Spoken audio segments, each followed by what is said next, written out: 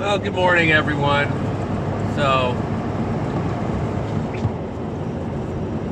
I wanted to make a video, but I wasn't sure what to make one on. I haven't had this camera set up in the truck for a minute because the mount broke. But now I do, and I was like, oh man, I even got a haircut, I cut my own hair, but I look half-assed presentable. I got most of the dust off my jacket from last night. So we were rolling around in the dirt, doing oil changes on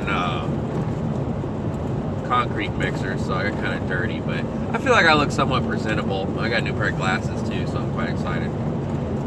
And I've done like Jordan Peterson says, and I've cleaned out my truck. He says clean your room, make sure it's in order, but I put all my tools together. So I've been like, this last year has been like the most insane fucking year of just non-stop working, which is crazy because the rest of the world's just locked up in their house, slowly going insane. But we've been really busy. And I gotta turn that air off on the floor so it stops blowing this fucking bag around. There we go.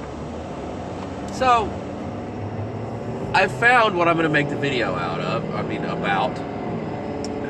And so, as I leave my driveway, I see a Jeep down the street, and it's my neighbor. My neighbor, her name is Robin.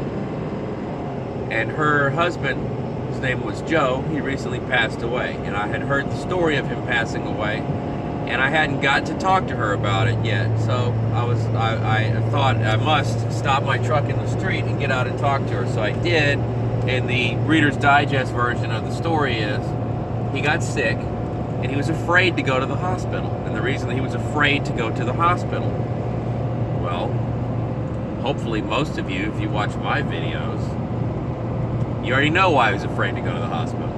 Because in the hospital, they only can treat you a certain way based on what a certain group of people say. Now, quite interestingly, yesterday, one of my mates down in Australia named Wayne sent me a video that was an interview with Dr. Bryan Ardis, Bryanardis, I believe. Fact check me on that, it might be fake news. But I've heard that dude's name before, but I've never really got to see a good in-depth interview with him recently. I know I've heard him before. But in this interview, and I don't know if it'll still exist, if I can successfully make this video and upload it, I will add the description to that, the link to that video in this description, but it might be fucking nuked by now, I don't know. That's what's so sickening about the way we send information back and forth now, is it's just like, well, didn't you save that piece of paper that was folded in half? That's basically the equivalent of like, hey man, I need you to remember this. It's gonna be deleted from everywhere that it's posted, but you gotta remember how to find it. I'm so fucking sick of that. But anyway, in that interview, like some Illuminati hand signals for you. In that interview, he says a lot of shit, but one of the most interesting things was he tells you if you have to go to the hospital and you are afraid that they will not treat you with the drugs that you have heard work from doctors that you trust and want to be treated with, there are now, I believe as of July of this year, I think he said, they're somewhere on some official website, I believe it's NIH or CDC, there is now an official document that says it is within their guidelines to treat you with ivermectin and hydroxychloroquine. He also tells you where to obtain these documents, how to physically print them out, and have them with you when you go to the hospital. Had my buddy Joe had this, hell, he might be alive. I was quite bummed out when I heard that Joe had died. I heard that from another neighbor. And, because, like, it's just fucking sickening that all these people are dying. Some of them because, like Joe's case, he was afraid to go to the hospital because they would just put him on a ventilator. When he was at home, I don't know what all his, whatever he was trying to treat it with or what he had. I did hear that he had a nebulizer, which is good. I asked her what they had been given to put in the nebulizer, but She wasn't quite sure. I mean, I didn't want to like drill down on her because I mean, her husband had just died, so I wasn't gonna, I can't change it now. But if you'd have watched the Brian Ardis interview,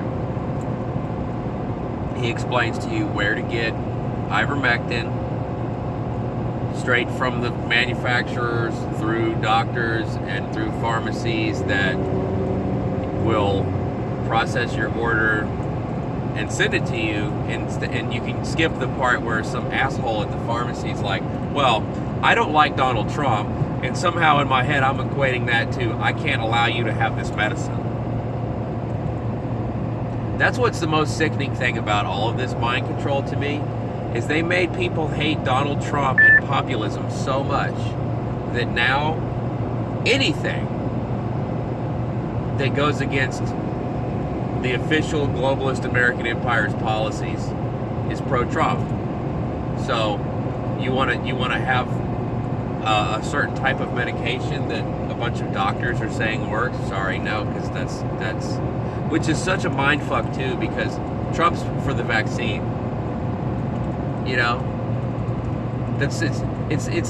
It's double thing. It's a mind fuck.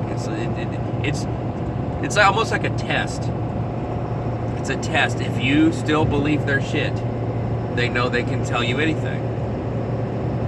They're gathering data back off of your reactions to their shit, and they're saying, yeah, we can tell these motherfuckers anything. We can blame all the people that don't want to take the vaccine that Trump runs around bragging about how he rushed through in record time.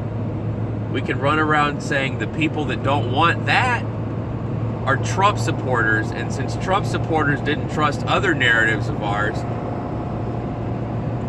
we could just declare them all terrorists in every regard. It is beyond unreasonable. It is beyond unreasonable. I can't believe this is reality. This is why people entertain the idea that this is some sort of simulation, because this is so fucking stupid. But anyway, back to my point. Go watch the interview if you can.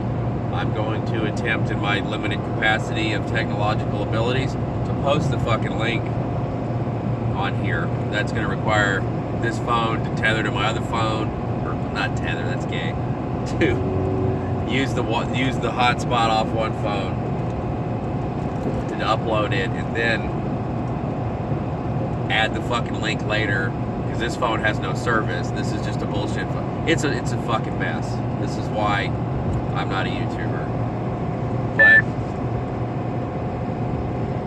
I'm just so bummed out by all these. I'm just so disgusted with everything. And then just to hear that my neighbor died because he was afraid. That you shouldn't be afraid to go to the fucking hospital in a fucking Western free democracy anywhere on the planet. Not just America. That's not some arrogant American, we're the best fucking. No. We have enough knowledge about how to treat the things that are happening right now that you should be able to go to a fucking hospital and not be afraid. You should feel safe at the hospital. You should feel like, oh boy, now I'm going to get help and it's going to be okay because, we brag about how great the medical establishment is, so they must be able to help us, right? Oh God.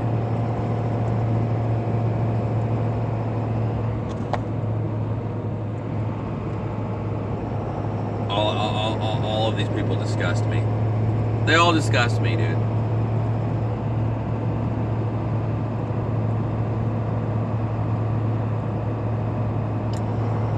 Oh, man. Sometimes I wish I had more time and I could just edit these videos together. Because I make all kinds of videos where I say a couple ideas that I really like, that I want to clip together and put in another one, but it's just like